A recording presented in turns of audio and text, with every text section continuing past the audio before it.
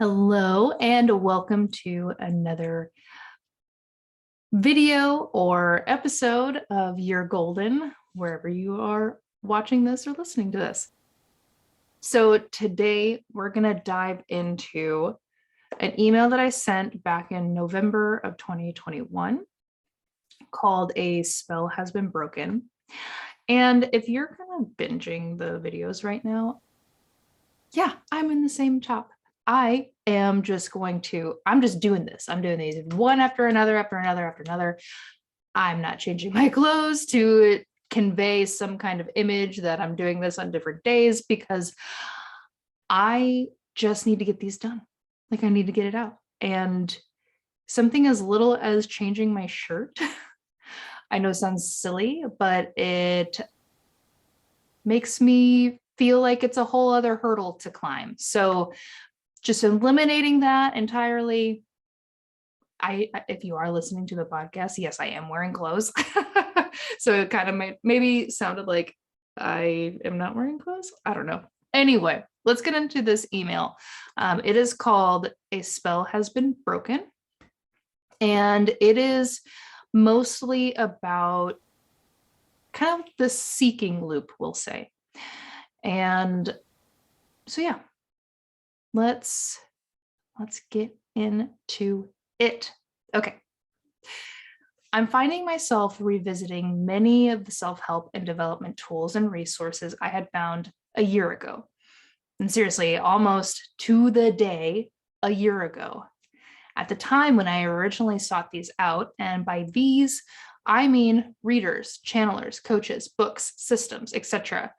And I thought that I was pursuing them out of pure intentions, while also looking forward to the eventual success I'd have after I had quote unquote figured myself out. The whole time that I was intaking this information, I could tell that something was amiss, that there wasn't a sense of unification within myself.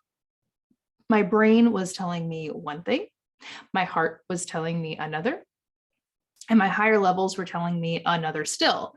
And I decided, without consciously being aware of the decision, to only listen to my brain. Now, my brain, looking back retrospectively, I'm seeing it as my ego, was saying that if I read these things, listen to these people, etc., I would finally know how to bring my desires into form, and I would also finally be good. But I already logically knew that operating in that way wasn't going to get me anywhere. Doing to get loops, as well as seeking loops, are dissolving. And I was intellectually committed to not subscribing to them anymore. But my ego got really sneaky.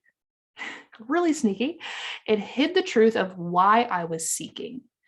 And I'm not even really sure how to explain what was going on internally.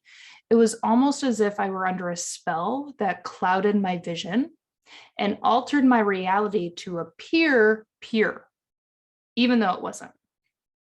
Now, after having drastically altered my life and my reality, I'm actually searching again, but it feels more like a curiosity instead of something that I have to do in order to attain something.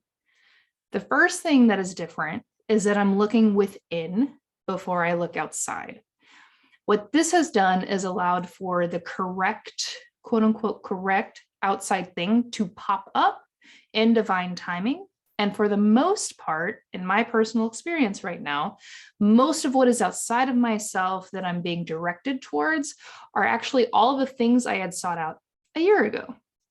But now I'm in a pure place to receive the wisdom that I wasn't actually ready to comprehend at the time.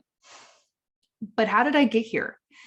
How was that spell broken? And how am I finally able to receive the codes I had only been able to observe a year ago? The answer, and I do kind of want to do a whole eye roll with this because I've heard this so many times, and I'm sure that you have too. But I'm coming to you having looked down on it before, and now that I've actually experienced it, I see it in a whole different way. But the answer is actually heart activation. So all this time, I had been living in the mind, never really allowing anything or anyone to penetrate my heart. And what's curious is that during this time, I really thought that my heart was open. I thought teachings were moving through me, activating me. But looking back, it's not that I wasn't being activated in some way, because I definitely was. It was that I was forcing it to happen. I could sense the forceful feelings that at the time, sorry, let me say that again.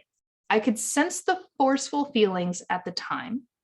And I remember choosing to ignore them and convince myself that it was something else. But now I am making a conscious effort to operate through my heart and not my head. The body, specifically the heart, has wisdom and discernment already coded within. Now, do not confuse this with ignoring logic and reason. This was always my top fear with operating from the heart. This is why I tend to do eye rolls at heart activation, because to me, it's like, well, your brain and your mind has a place. So I feared being stupidly guided by passion. I feared not understanding something. I feared appearing illogical. I feared being misunderstood, and I feared being taken advantage of. These were all the fears that I held about what would it be like to operate from your heart instead of your mind. But what I'm finding is that it's actually more of an order of operations. The heart is first, then the body, and then the mind. And during that whole time, the ego may or may not be, depending on your ego integration, may or may not be chiming in to raise doubt and fear, which brings it all into the mind prematurely. And I'm becoming more comfortable with the reality that I will appear illogical, that I will be misunderstood, that I might not actually understand something. And I'm becoming more comfortable with the idea of being led by passion. But that doesn't mean that logic isn't present, that being misunderstood is bad, or that I won't be able to understand something eventually, or that being passionate is devoid of intelligence. None of those things are really true. And I'm also realizing that leading with the heart is different from having a bleeding heart, and therefore is actually more difficult to take advantage of. So you can feel when you're off track with this, because there is a fakeness that is felt. There is a forceful and willful push that is happening. It feels false. It feels like you're trying to be something that you're not, and yet you desperately want to be that. And I'm here to say that it isn't that you aren't that. Your desire for it, whatever it is to you, is often an indicator that it is destined for you. However, the means in which you are chasing it are misguided. And in fact, chasing is a part of the issue. There must be a detachment first. And I mean a real detachment, not a logical or egoic detachment. And what I mean by this is that if you are going to detach so that you will receive whatever you desire later, then you're in another doing to get loop.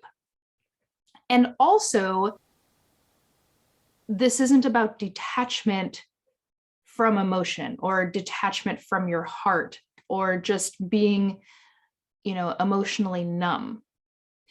What you're detaching from is the desire, because it is the right thing to do. Let me say that again. Detach from the desire because it is the right thing to do. Because an attachment to this desired outcome is actually detaching you from yourself, your higher self, your reality, and all the important people within it. By detaching yourself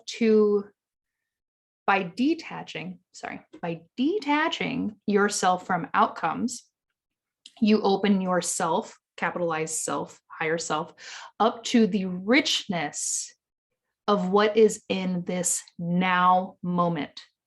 You are able to be present, to feel connection with others. And yes, it then opens you up for deeper unification with your higher levels, which allows you for your true self to come through and bring your divine desires into form. I'm coming to you with this not having mastered this by any means. This is my personal day-to-day, hour-by-hour, moment-to-moment work, quote unquote work, that I am doing.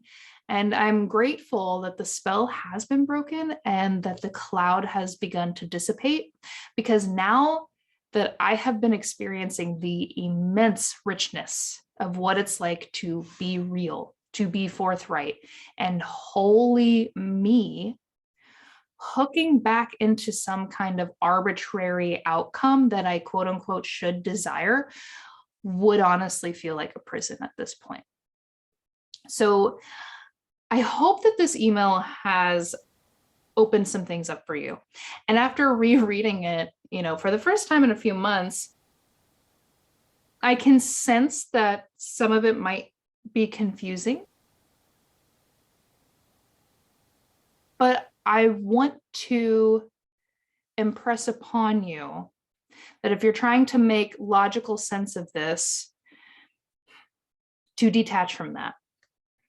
Detach from the need to make logical sense of it and just let the words work through you and let the logic of it come out later on.